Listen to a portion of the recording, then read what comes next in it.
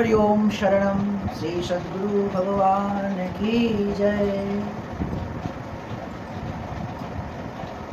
अखंडं सच्चिदानंदं अवाङ्मानसगोचरम् आत्मानमखिलधारमाश्रये अभीष्टसिद्धये। ओम शांति ओम शांति ओम शांति।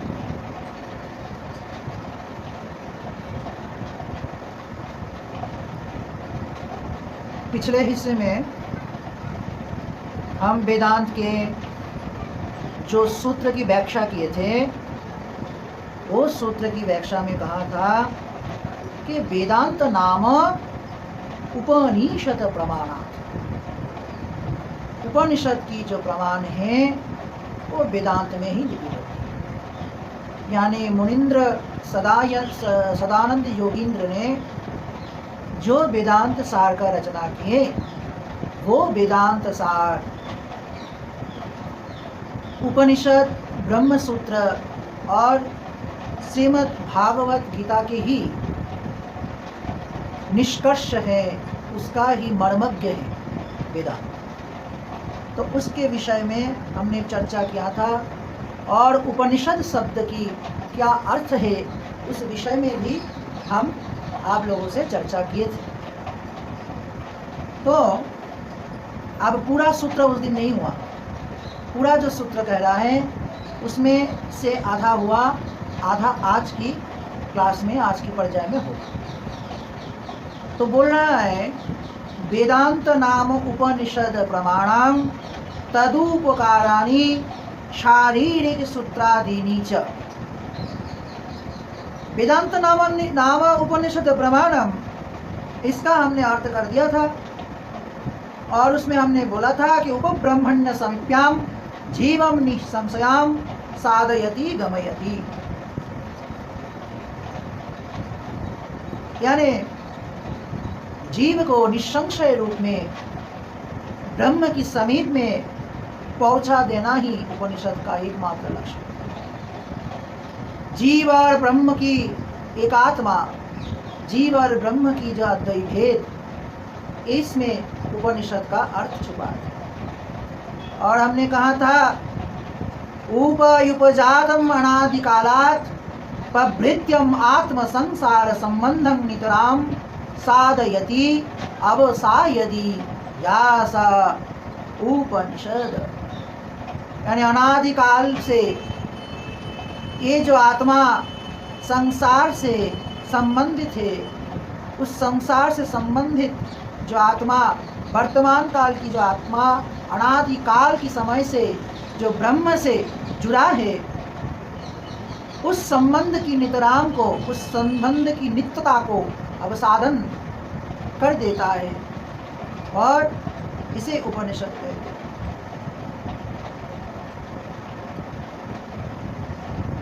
सांसारिक माइक चीजों से जब मनुष्य का अवसाधन कर देता है, अवसाधन करते हैं विक्षेप कर देता है, पृथक कर देता है, तब जाके वो ब्रह्म से स्थित होती है।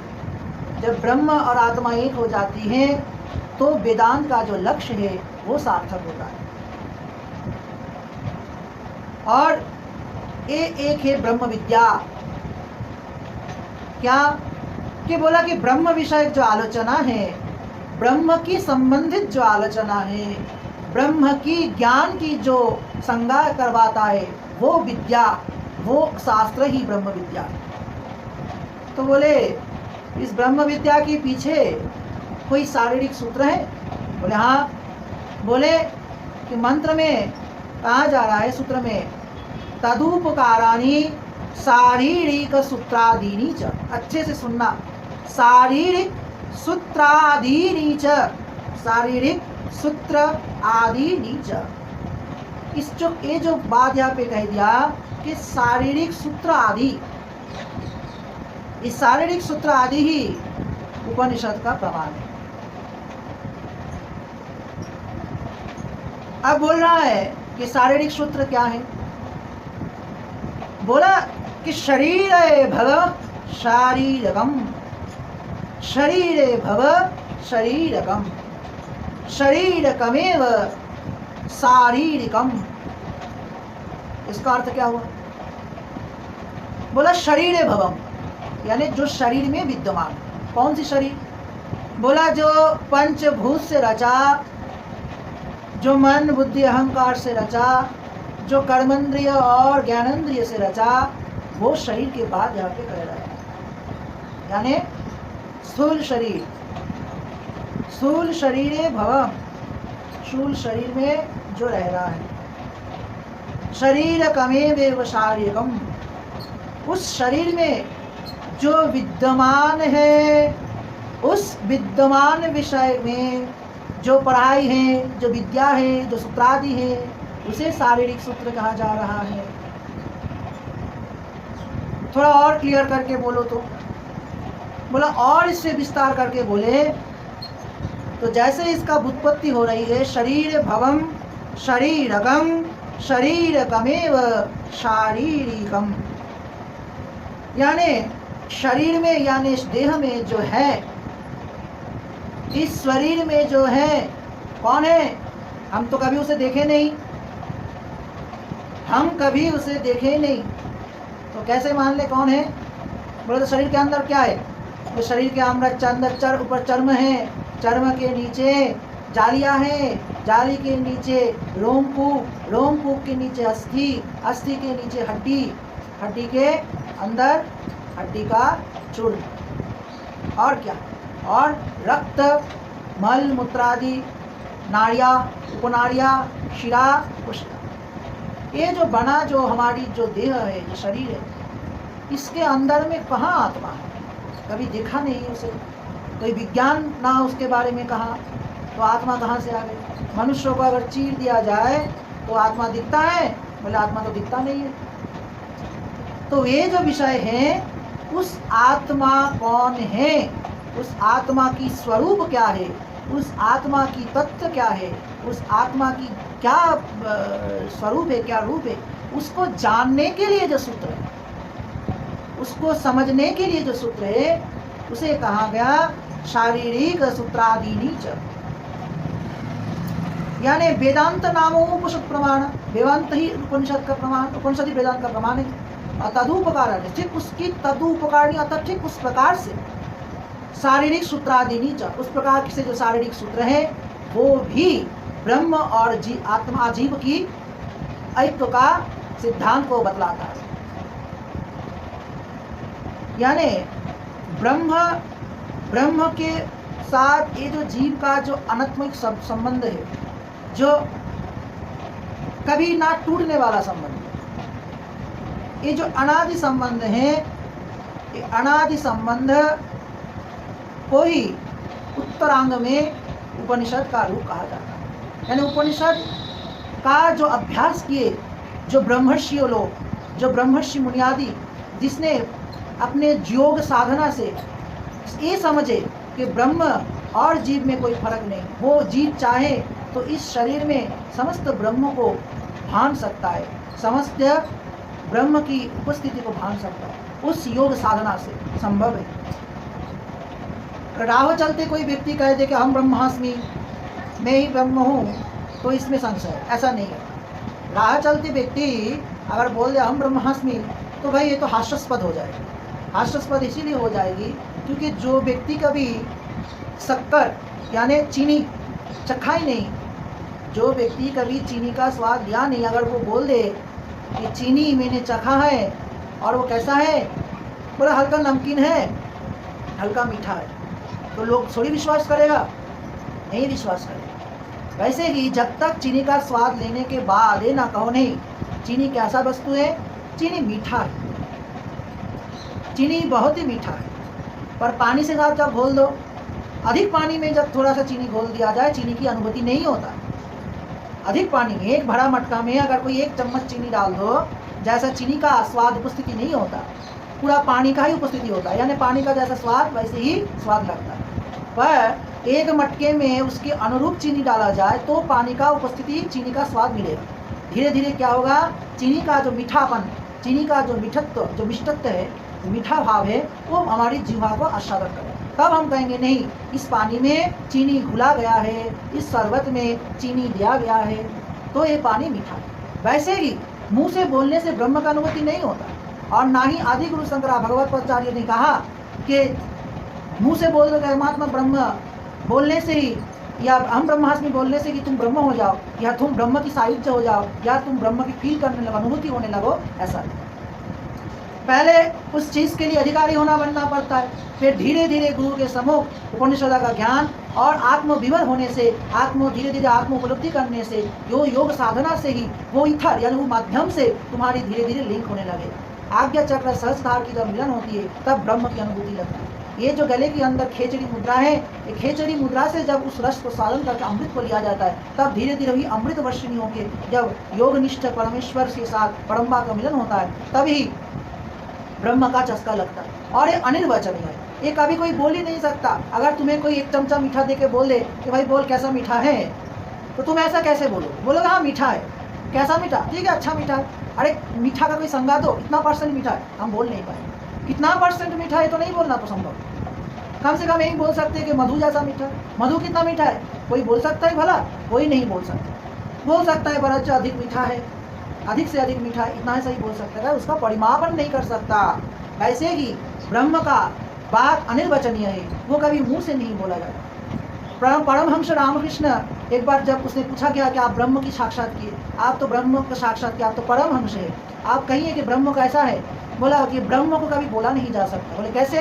बोले एक बार क्या हुआ, नमक का पुतला सागर में बीचों बीच रख दिया, तो नमक का पुतला क्या हुआ, उस सागर की पानी में घुल गया, और फिर नमक का जो पुतला था उसका कोई उपस्थिति नहीं रहा, उसका कोई चिन्ह नहीं रहा। भाई ब्रह्म की जब अनुभूति हो जाती है फिर वो कह नहीं सकता कि ब्रह्म कैसा। जिसका हुआ है वही समझ सकता है, बस समझ सकता है, बस समझ सकता है। और उसमें ऐसी शक्ति, ऐसी सिद्धि आ जाती है जो वो अपना इस स्थूल शरीर को छोड़ के आत्मा को भगवान की समीप ले जा सकता है, चराचर विश्व में व्याप्त हो सकता है। तो ये तो शारीरिक सूत्रादि के लक्षण आदि हैं, तो उसे कभी बोला नहीं जा सकता। ब्रह्म की कभी मुंह में बोला जा सकता है? कभी नहीं बोला जा सकता। वो तो सिर्फ जिसको ब्रह्म का अनुभूति हुआ है, बस चीनी खाने की जैसा ही है, मधु को पीने जैसा ही है, खाने जैसा ही है ना, वैसे ही है। ना तुम बोल सकते हो गाढ़त्य कितना है, ना बोल सकते हो इसमें मीठापन कितना है।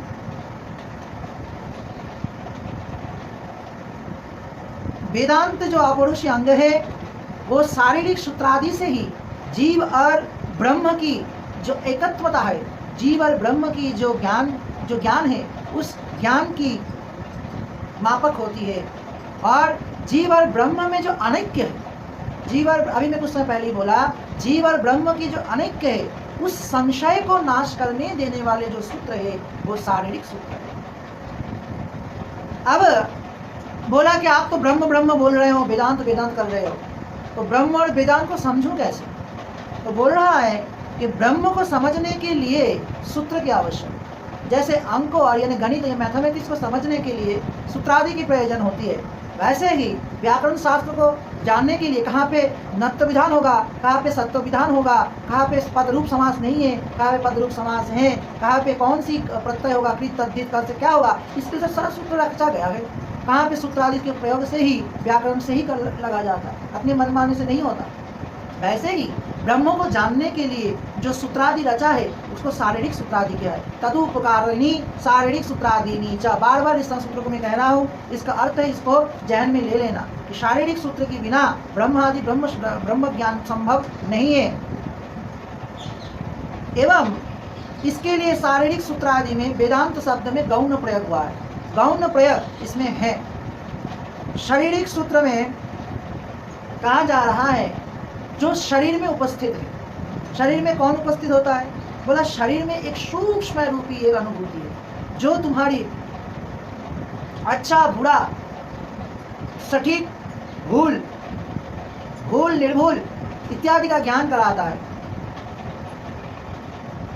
जब हम लोग कुछ अच्छा कर्म करता है तो जो सूक्ष्म चीज बहुत अंदर आत्मा में खुश हो जाता है उसे आत्मा कहते हैं। जब हम कुछ खराब काज कर देते, किसी दूसरे की फीलिंग्स को हार्ट कर देते, दुख दे देते, किसी को दुख दे देते, तब जो अंदर आत्मा में रो उठती है, जो अंतरात्मा में आक्षेप करता है, दुख करता है, वो ही सूक्ष्म रूप में वही आत्मा है।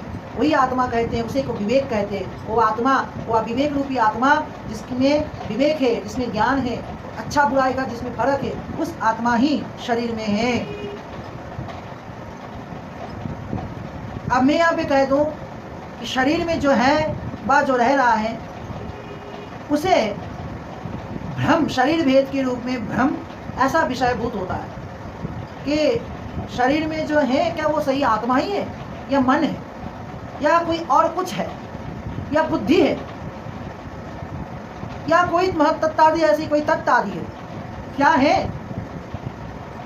तो इस विषय में यह पे कहा जा रहा है कि शारीरिक सूत्रादीनि च, शारीरिक सूत्र आदि, शारीरिक सूत्र आदि का जो लक्षण है उपनिषद, गीता और ब्रह्म सूत्र के ही मूल ग्रंथ निर्देश किया जाता है। यानी जोगिंद्र सदानंद जी ने पूर्व काल में जो रचना किया उसको भांति भांति इसका ज्ञात था कि ये जो हम वेदांत लिख रहे हैं, ये वेदांत का जो निष्कर्ष है ये उपनिषद, गीता और ब्रह्म सूत्र का ही सार है। इसीलिए शारीरिक सूत्रादि को ब्रह्म सूत्र कहा जाता है। इसीलिए शारीरिक सूत्रादि को ब्रह्म सूत्र कहा जाता है। अब जो 3 काल की दृष्टा और 4 वेद की जो विभक्ता बादरायण जी वेदव्यास बादरायण जी जो है, इसने जो ब्रह्म सूत्र रचा,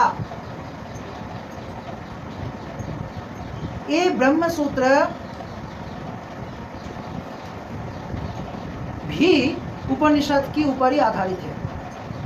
यानी वेद में जो कर्मकांड की का बात कहा गया है, जो स्वर्गादि सुख से लाभान्वित होना चाहता है, लाभान्वित होना चाहता है, स्वर्गादि सुख से लाभान्वित होना चाहता है और 100 वर्षों तक स्वर्गादि सुख को भोगना चाहता है, ऐसे स्वर्गादि सुख भोगने वाला जो वेद की जो कर्मकांड के ऊपर विश्वास रखता है, उनमें जो जिसे कैवल्य की कोई चिंता नहीं, ना इस स्थूल शरीर का मुक्ति का कोई प्रयास है, उसे तो बस ये स्वर्ग सुख नहीं है, तो उनसे ऊपर उठ के जो वेदांत है, जो ज्ञान कांड है, जिस ज्ञान कांड से मनुष्य का मुक्ति संभव है, ज्ञानादेवे तु कैवल्यम रीते ज्ञान मुक्ति ही, ज्ञानादेवे तु कैवल्यम, यानी ज्ञानी है जो कैवल्य की कारण है। रीते ज्ञान मुक्ति, रीते यानी बिना, अव्यय, ये अव्यय है, इसके बिना रीते कभी भी मुक्ति संभव नहीं है। तो वो क्या है? वो उपनिषद है। उपनिषद कहाँ मिलता है? बोले गुरु के सम्मुख। गुरु के सम्मुख आते हुए सामीप्यम जीवम, गुरु के समीप आते हुए उपब्रह्मणा सामीप्यम जीवम, गुरु के समीप आते हुए ब्राह्मण को जब निस्संशय साधयति, जब जीव और ब्रह्म की जो अनैक्य है इसका जब संशय का भेद हो जाता है, जीव और ब्रह्म की एकता की जब ज्ञान हो जाता है, तब उपनिषद का सही मात्रा से अर्थ होता है और वो आत्मनिष्ठ व्यक्ति को ही होता है, जो अपनी आत्मा का कल्याण चाहता है, जो अपना आत्मा का विनष्ट नहीं चाहता, जो अपने आत्मा का संहार नहीं करना चाहता, ऐसे व्यक्ति। तो इसके विषय में उपनिषद में कहा, ईशोपनिषद में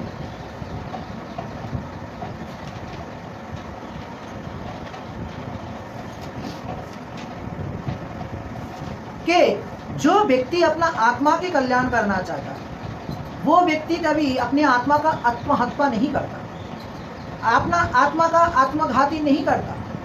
जो व्यक्ति अपने आत्मा की आत्मघाती के लिए तत्पर हो जाता है, वो उपनिषद का ज्ञान नहीं ले पाता। वो तो सिर्फ वेद की अग्निष्टमादि यज्ञ है ना, एवं वेद की अनुशासन की जो कर्मकांड आदि हैं, अग्निहोत्र आदि यज्ञ हैं, अग्निष्टमादि यज्ञ आदि हैं, इससे से वो अपने आप को व्यस्त रखते हैं। मंडन मिश्र भी ऐसे ही थे जो बड़े बड़े वेद की कर्मकांड करते थे, और उनके पास आदि गुरु शंकराचार्य जब आए था शास्त्रार्थ करने के समय, तब मंडन मिश्र से कहा कि तुम ये जो अपने जीवन को भोग रहे हो, सुंदर रमणी अर्थ स्वर्ग सुख के लिए ये सब बड़े बड़े यज्ञादि कर रहे हो, ये सब भंगुर है, क्षणिक है, तुम इसको छोड़ के ज्ञान खंड में क्यों नहीं आ जाते?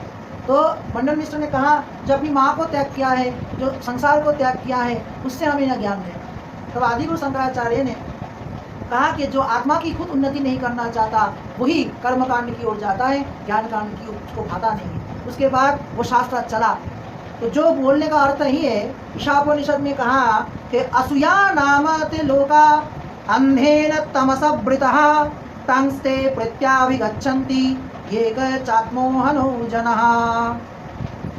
अर्थेदानी विध्वंतिन्दात्वयं मंत्र आरभ्यते। जो अर्थदान यानी जो अज्ञान की निंदा करते हुए, अज्ञान की जो अज्ञान होती है ना, मनुष्य की विवेक जो होती है, जब विवेक शून्य हो जाती है तब अज्ञान हो जाती है। तो अज्ञान का नाश करने वाला जो मंत्र है उसे हम पढ़ रहे हैं। क्या? असूया नामते लोका अंधेन तमसा वृतः। वे असुर संबंधी लोग, बहुत सारे लोग हैं, बहुत सारे लोग हैं, जिस लोग से लोग चले उद्धार होता है उसे उस लोग को फल स्थान मिलता है। जैसे पुत्रार्थ बोला कि पुत्रादि की उस संतान पिता का पिंडदान के लिए उपयोगी है। बोला पुत्रार्थ नरक से जो उद्धार करता है, पुत्रार्थ नरक से जो उद्धार करता है उसे पुत्र कहते। पुत्र जब अपने पितरों के लिए पिंडदान करेंगे तब पुत्रार्थ नामक नरक से उद्धार हो जाए, उद्धार होके अपने कर्म के अनुसार उसे स्वर्ग सुख मिले। ऐसे लिए इसके लिए श्रद्धादि विधि है।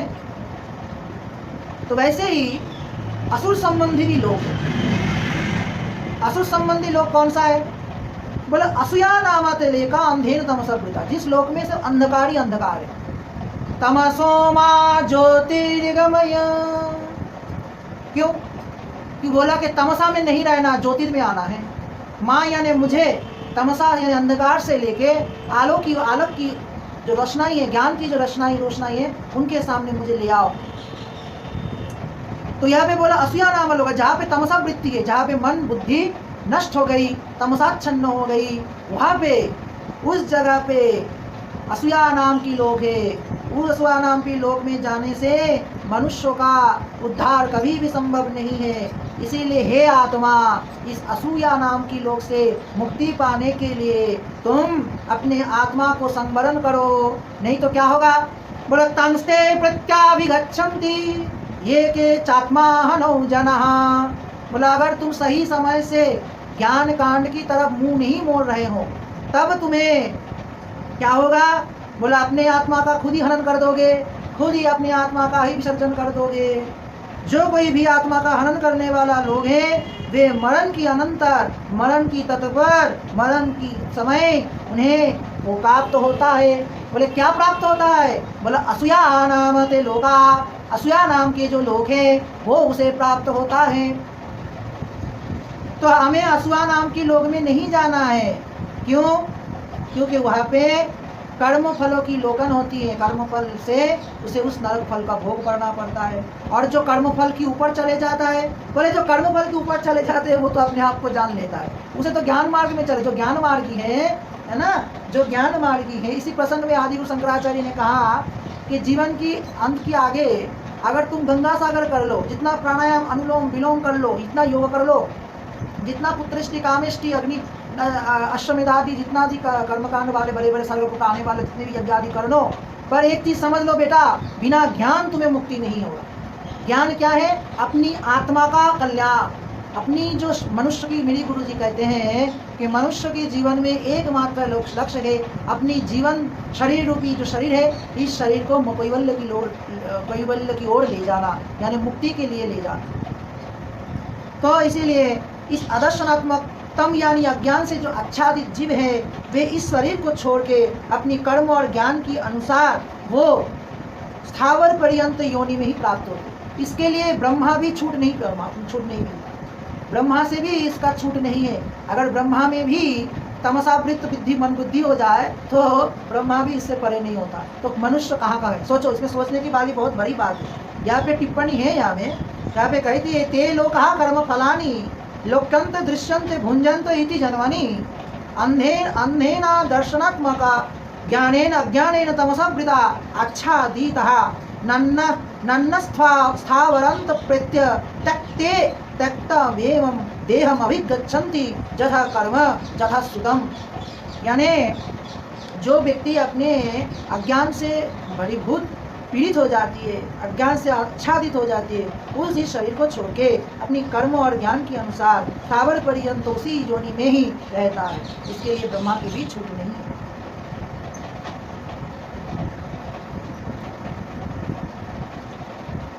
तो आत्मा की कल्याण करने वाला वो वेदांत का सार को समझे और वेदांत का ज्ञान का लाभ उठाइए। इस जन्म मरण की जो चक्र है, इस चक्र से उद्धार के लिए एकमात्र उपनिषदों के ज्ञान, गीता की ज्ञान, ब्रह्म सूत्र का ज्ञान बहुत आवश्यक है। और उस ज्ञान के लिए शारीरिक सूत्रादि की बहुत आवश्यकता है। और जो व्यक्ति आत्मतत्व का ज्ञान नहीं लेना चाहता वो कर्मकांड में ही पड़ा रहता है। 100 वर्ष तक सर्व का सुख लेता है जितना उम्र है, उसके बाद फिर कर्म नष्ट हो जाने के बाद फिर इस लोक में आना पड़ता है।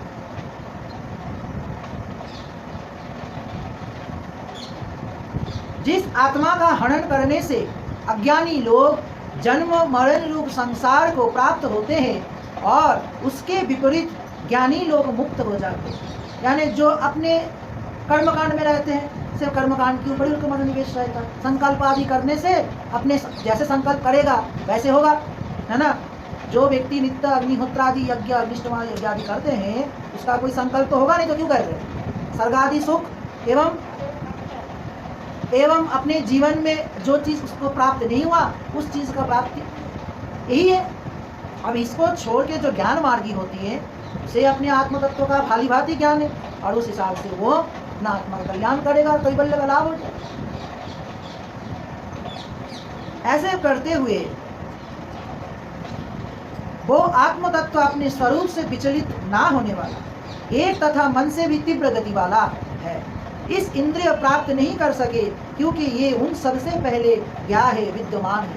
अब अभी वो उस बात में आ रहा हूँ कि शरीर में जो आत्मा है वो आत्मा क्या है, वो आत्मा कैसे कर्म करता है। बोला आत्मा तो इंद्रिय से भी आगे चल रहा है।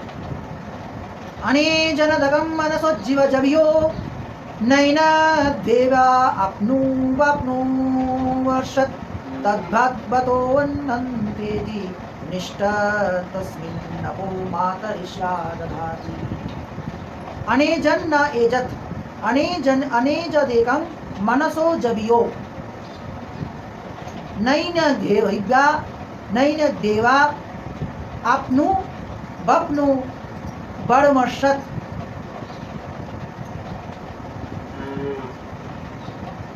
आपनु बापनु वर्षत यानी वो आत्मतत्व अपनी स्वरूप से विचलित ना होने वाला तथा एक मन से भी तीव्र गति वाला। मन जो है, मन से भी वो ज़्यादा आगे चल सकता है, आलोक वर्ष से भी वो ज़्यादा आगे जा सकता है, इंद्रियों से भी वो बहुत गतिमान है। यहाँ पे जो चलने वाला ना हो उसे अनेजन कहा गया। एज्री कंपने इसे धातु सूत्र से एज धातु का अर्थ है कंपन। एज धातु का अर्थ होती है कंपन। इस प्रकार वो आत्मतत्व कंपन यानी चलन अर्थात अपनी अवस्था से च्युत होने से रहित है, यानी सदा एक रूप है। इसका रूप का कभी परिवर्तन नहीं होता। गीता में श्री कृष्ण ऐसा कहा ना कि आत्मा कभी किसी रूप से किसी जगह पे किसी स्थान से कभी परिवर्तन ना वायु से उसका क्षय होता है, न शस्त्र से उसे कोई भेजा जा सकता है, ना उसका मृत्यु होता है। वो तो एक रूप है, वो एक ही सब प्राणियों में वर्तमान है तथा संकल्प आदि रूप मन से भी जब ही अधिक वेगवान है। तो ये जो आत्मा की जो यहाँ पे संज्ञा कहा गया, एजरी कंपनी बहुत कंपमान जो है, जो बहुत फास्ट है, सुपर फास्ट है, उसके भी आगे अगर कुछ हो तो आत्मा है। यानी कई अलग वर्ष से भी वो आगे जा सकता है। ऐसा जो है वो इस शरीर में है और वो शरीर में रहकर अपनी आत्मा अपने खुद का कल्याण कर सकता है, पर उसके लिए हमें आत्मा की अनुरूप चलना चाहिए। आत्मा की एकमात्र लक्ष्य है जो ब्रह्म के ऊपर धावित होना। ब्रह्म के ऊपर आत्मा ऊर्ध्वगम होती है। आत्मा होती है ऊर्ध्वगम, यानी ऊपर की ओर उसका ऊर्जा रहता है। तो कभी भी शरीर छूटता है तो वो ऊर्ध्वगामी होकर निकलता है। तो ये जो आत्मा की स्वभाव है ये यहाँ पे शारीरिक सूत्रादि है। आगे चल के अनुबंध पढ़ेंगे और उस अनुबंध के हिसाब से और भी इसके विषय में जानकारी बढ़ेगी। तो आज जो शारीरिक सूत्रादि जो हमने वो कहा उसका अपर नाम है ब्रह्मसूत्र, जो बादरायण जी ने उसके उपनिषदों में व्याख्या किए। भाष्य टीका टिप्पणी वार्तिक बहुत सारे टिप्पणी करके व्याख्या करके उसका किए। उनमें से हम ईशापनिषद से कुछ आपको यहाँ पे बोले, उसका कुछ आपसे शेयर किए और इसके साथ आज यही भी समाप्त करते हैं। और अगले जो हमारी जो पढ़ाई होगा उसमें अनुबंध के ऊपर हम लोग आलोचना करेंगे। आज इतना ही, प्रभु का नाम लेते हैं और यहाँ पे शांति मंत्र पाठ करते हैं। ओम पूर्णामद पूर्णमिदं पूर्णात् पूर्णमुदच्यते पूर्णस्य पूर्णमादाय पूर्णमेवावशिष्यते। ओम शांति।